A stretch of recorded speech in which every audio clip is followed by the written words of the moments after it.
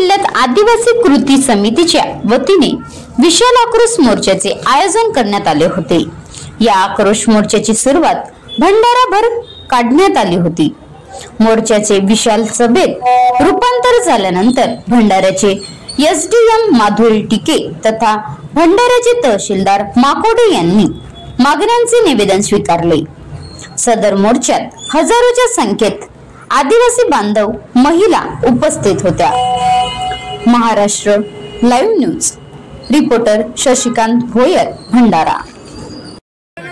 या ठिकाणी आपले जे निवेदन आहे ते जिल्हाधिकारी कार्यालय यांच्या वतीने मी स्वीकारत आहे आणि आपल्या ज्या पण मागण्या आहेत ती आम्ही महाराष्ट्र शासनाला कळवू।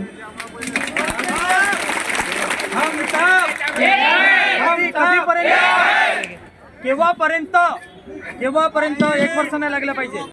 आता गाडीवर मोबाईल नंबर नाही तर इमर्जन्सी QR कोड वापरा, जे तुम्हाला अडचणीच्या वेळी साथ देईल। बनवा व्हिडिओ, पाठवा व्हिडिओ, आम्ही तुमच्या न्याय हक्कासाठी लढा देऊ। ताज्या बातम्या व घडामोडींसाठी पाहत राहा फक्त महाराष्ट्र लाईव्ह न्यूज। आजच आमच्या चॅनलला सबस्क्राईब करा, शेअर करा, कमेंट करा आणि हो, बेल आयकॉन दबायला विसरू नका। जय महाराष्ट्र।